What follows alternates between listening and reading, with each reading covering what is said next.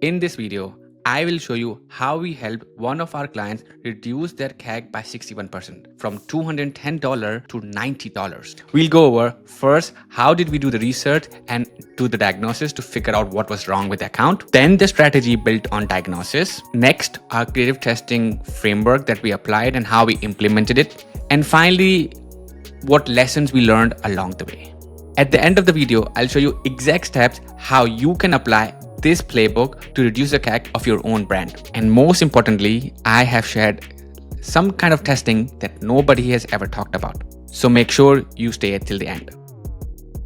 I'm Aazar. I'm the founder of the Performers Agency, and I'm actually an ad nerd, and I help brands in health, tech, education, and apps to increase their lead volume, scale them, and also reduce CAC if they're looking to actually be more efficient. If you want these kinds of results, check this QR code or first link in the description to book a call with me, and we'll do a free audit for you.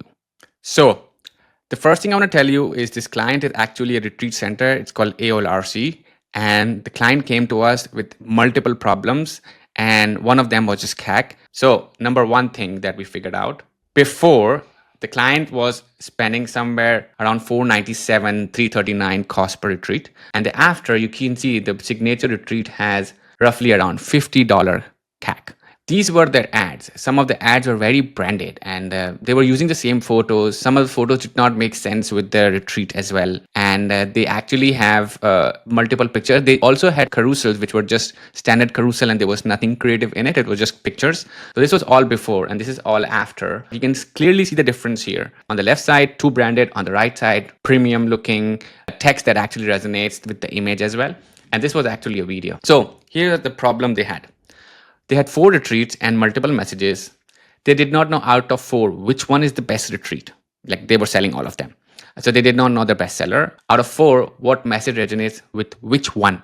So like each retreat has their specific way to actually sell, and they did not know this. They had a lot of jobs to be done. So they were like, maybe this retreat helped them calm down. This retreat helped them give the peace of mind. But they did not know what exactly out of those 4 products, what exactly is jobs to be done for each product. And then which one can really scale with the eyes closed. So they were running branded campaigns, they were running view campaign, they were running traffic campaign, they were running lead gen campaign, they were running cost campaigns. Like, all of this was too messy, and the CAC was too high because they did not know what they were doing. Then obviously, out of all of this, they had like they gave us like a framework, like somebody did the research for them, and they had jobs to be done: fear, pain, problems, desire.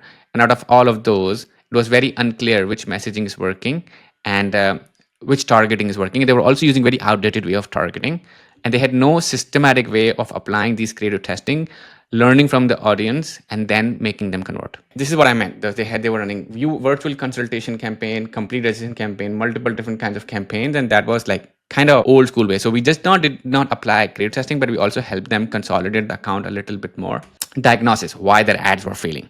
So they had no consistent winners in creative testing. They were testing too many things. Ads were just pretty pictures, no messaging, no emotional resonance. So like, I talk about emotions in my ads a lot, but there was no emotion. They were not thinking emotion first. They had no difference between scaling campaign and testing campaign. Everything was just one campaign or multiple campaigns based on different products. Unclear what is resonating. So like, they said, oh, maybe the peace of mind is working, the calm yourself down is working, the inner peace is working. So they did not know this, and we did the analysis, figured out the campaign structures were really scattered, right? So as I showed you. And the last thing is like, targeting approach was limiting, which means that when we looked at analysis, they were targeting just based on a zip code, and as soon as we got out the based on a zip code, we could try a broader campaign. It worked. Here's our creative testing campaign. As you can see that we did their main product called Happiness Retreat plus Build plus Offer.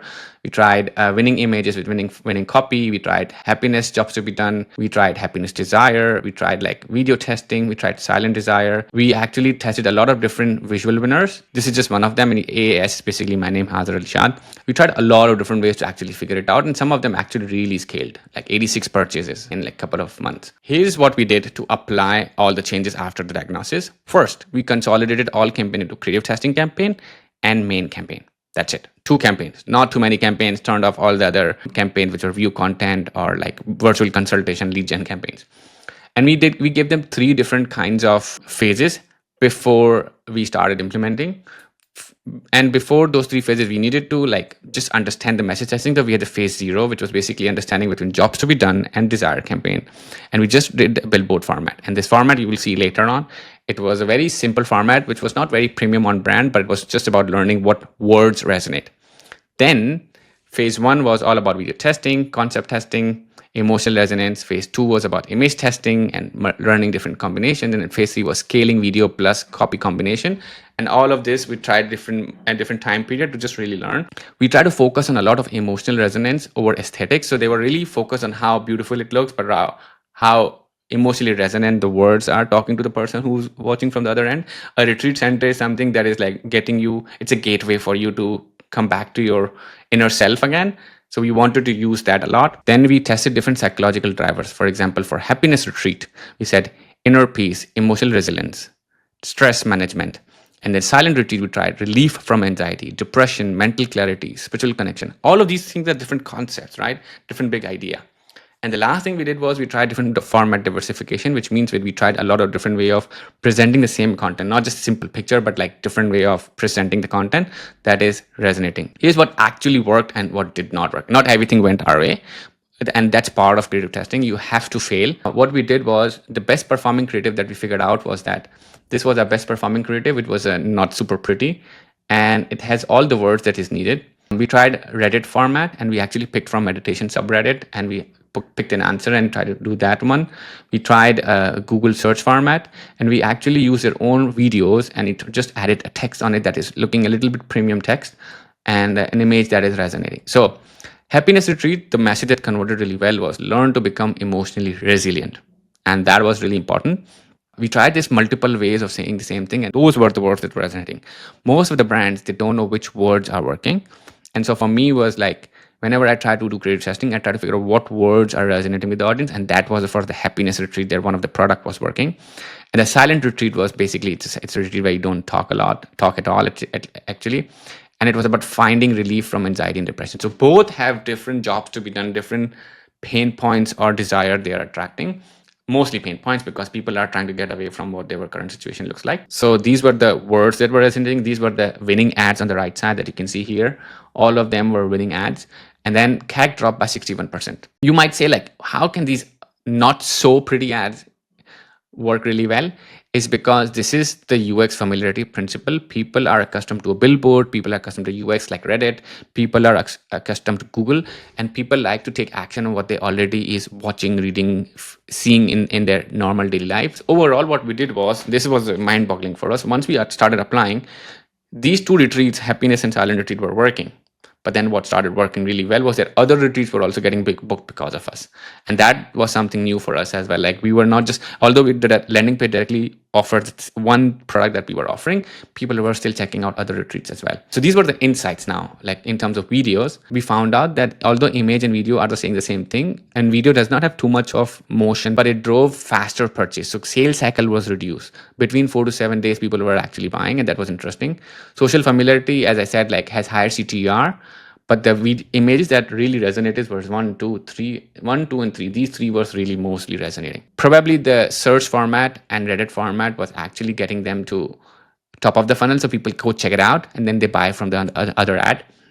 And the last thing is that what we figured out, something that we now use for all our accounts, human presence in videos. So we showed videos without the human presence and with the human presence. And we figured out that when you show a human in the ad and their emotions, what they're going through, how they feel calm, actually really resonated. Something that like, it's a basic test, not a lot of people actually do a test on. So then the key takeaways for you to just like remember these. Most brands don't test emotions. So start with emotions first. Most brands want to play with their colors. Try to play with other colors as well. Try to be open-minded because ads are a place where people are trying to ignore ads if it's too branded. Finding visuals that connect with the retreat. Every retreat had two products, happiness and silent. Both of them had different visuals that were working, and that was really important for us as well to like, okay, these visuals, happy visuals with happiness retreat, peaceful visual with silent retreat were really working. We found a system that actually connect with real people. So like, it's not just like standard picture and like branded content, but like actually people what they want to have when they're on the retreat. And something that we also figured out when we were looking for visuals which had physical retreat pictures were working way better than just look one person in the picture. So that was also important, like showing a little bit of ambiance behind the scene was also working. Lastly, what worked really well was like not enough brand think about human psychology.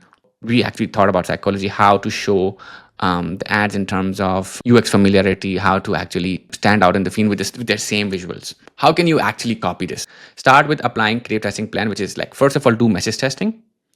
That was number one that we did. Then we did emotion testing, positive emotion and negative emotion. With silent retreat, positive emotion, negative emotion, and with happiness retreat, positive emotion and negative emotion. Which means that we actually try to figure out like, will it make them take more action when they actually say find calm or like get away from the depression? Both are different messaging, and that's what we did. This is what the point I was talking about. You have to try both kind of messaging. The visual testing we tried with the product and without the product, and with the outcomes as well.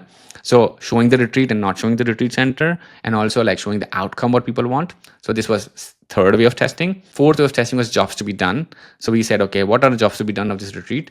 Actually, once they found out what message is resonating, they actually copied it into the landing page as well, which is we always recommend. Fifth way of actually testing was authentic versus branded testing. So like we use their images, their colors versus authentic images, which is like a little bit more off brand. And the last thing was like start with the highest confidence to the lowest confidence. Whenever somebody's testing, I try to like rate based on confidence, like which one is going to make the most amount of difference. So for example, billboard ads has worked for a lot of different accounts of mine. So I started with the billboard ads. So you have to focus on the one that's going to make the most difference, especially the ad that account has never run before, and you have a higher confidence in. And the last thing is that connect with the winners with the landing pages, and they saw higher conversion rates with that. Try to do more of it, what's working. So format amplification. The other thing was that remove the zip code or try to reduce the targeting, actually expand the targeting by just keeping it broad. That worked really wonders for us. That brought the cost way too down. Campaign structure setup, as I said, like just 2 campaigns.